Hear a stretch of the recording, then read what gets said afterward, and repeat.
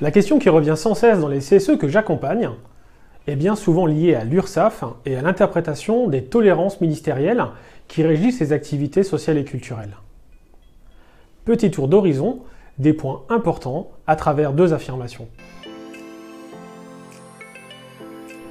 C'est vrai, c'est d'ailleurs souvent sur ce point que les CSE sont redressés. On évite donc de verser ou d'octroyer des prestations en fonction du statut du salarié, par exemple cadre ou non cadre, de l'ancienneté, de la présence effective ou des caractéristiques personnelles. De même, il est à proscrire de moduler la prestation du CSE suivant la date d'embauche.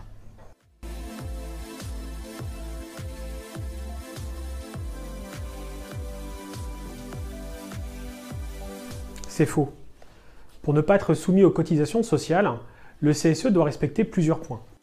Premièrement, le montant global de l'ensemble des bons d'achat et des cadeaux attribués à un salarié au cours d'une année civile ne doit pas excéder 5% du plafond mensuel de la sécurité sociale, soit normalement 171 €. Exception faite des 2 dernières années avec les mesures exceptionnelles décidées par le gouvernement dans le cadre de la crise sanitaire.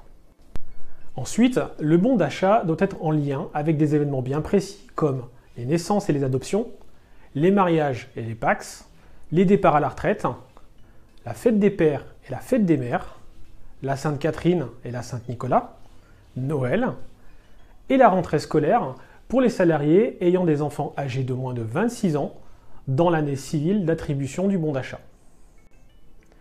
Et non, la fête de la musique, Pâques ou la fête de la bière ne sont pas des événements URSSAF.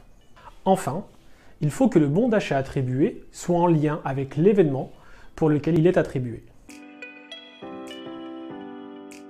Afin de limiter le risque URSSAF, nous vous conseillons de respecter les principes suivants.